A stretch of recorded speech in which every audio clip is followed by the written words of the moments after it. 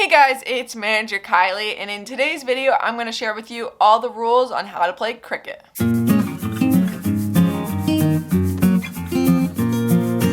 So cricket is a sport that is very popular across the world. It's actually one of the few sports that isn't as popular in the United States directly, but it is a huge sport across every other country in the world. Many of the times when we're watching championships for the United States, people are watching cricket championships.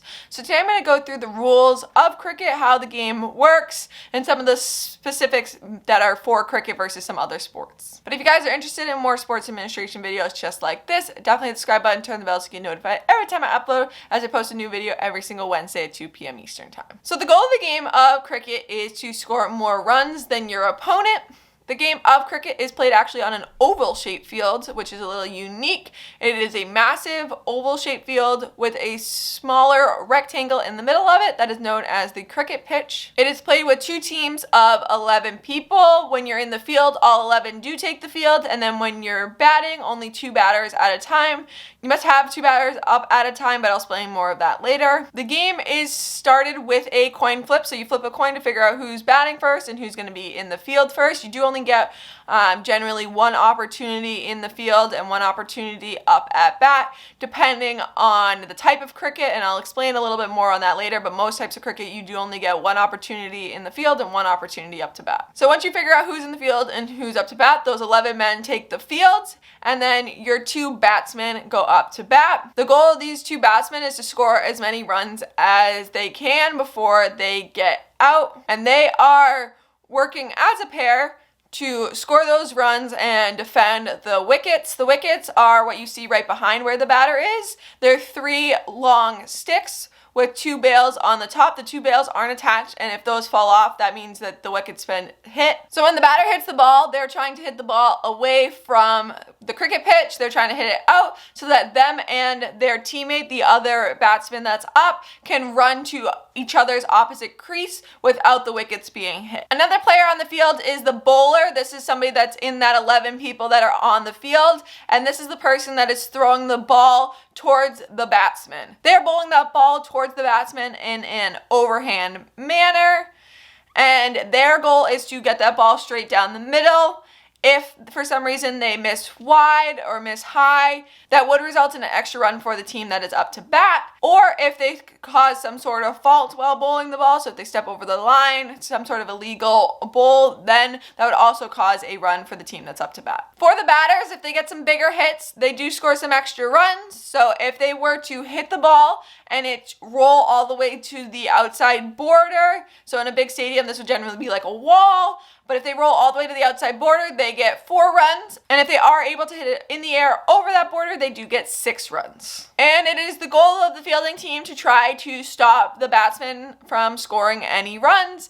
To do this, they have to get each batsman out. In cricket, there are 10 different ways to get the batsman out. The first one is if you're bowled out, and this is if the bowler bowls the ball and it goes past you, hits the wickets, and those bails fall off.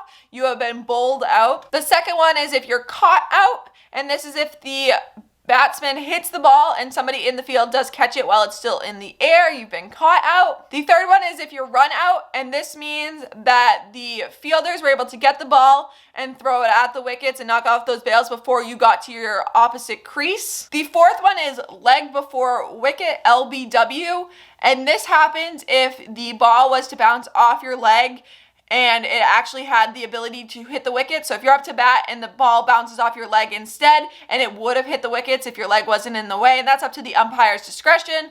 If it would have hit the wickets, then you're LBW, that's the way you've gotten out, and that's because your leg impeded the ball from actually hitting the wickets. Stumped out, this is if the batter hits the ball and the wicketkeeper, kind of the catcher right behind the batsman, if they catch the ball and hit it against the stumps before the batsman is able to get back into their crease. So if they step out of their crease as they're hitting it, the wicketkeeper catches that ball, hits it against the wickets, you're stumped out. And then you have the hit wicket, which is an accidental out, but that means that some part of your body or your bat hits the wickets and actually knocks off the bails on your own, so you pretty much get yourself out. There are 4 other ways to get out, but they're just not as common in modern day cricket. So that it would be if you hit the ball twice with one stroke, you can only hit the ball once when you swing the bat. It would also be if you handled the ball in any way as a batter, if you as a batter are obstructing a field player, or if when you're going out onto the field, if you take too long to get on the field, some sort of delay, that would also be an out. The batsmen are set up in a lineup, and once you get out, that's your turn. You only get one chance up at bat.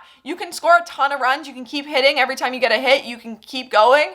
But once you are out, you're out for good, and that's done for your opportunity. Your next person in your lineup does come up to replace you in the batsman as one of the two batsmen. Both teams are given an opportunity to bat, and once both teams bat, the game is generally over. So a little bit more about the way that bowling works. So the bowler has the opportunity to give 6 legal bowls to a batsman.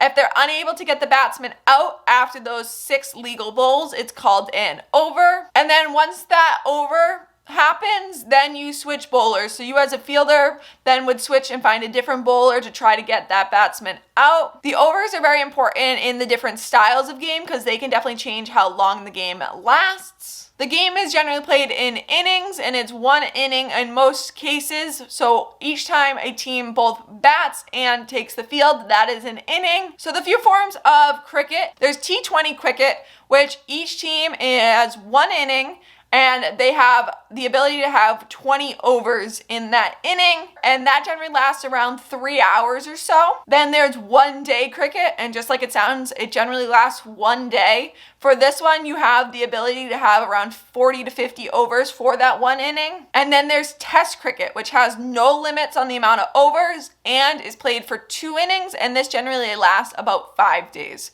So cricket's definitely a long game. It's not like your traditional American sports that have a very short, hour and a half, 3 hours at most that they take with a set time frame on a clock. This game can take a really long time and generally takes between 3 hours and even up to 5 days. So you can be playing against the same team for up to 5 days, which is very different than some other sports. So I hope you guys found this video helpful. Again, if you have any questions about the rules of cricket, how the game works, how you really score those points, definitely let me know in the comments down below. I'd be happy to give you any more details or answer any questions you have. I love interacting with you guys in the comments. But I hope you guys enjoyed watching. If you want to see more rules for sports, check out the playlist I have linked at the end, and I will see you guys next Wednesday.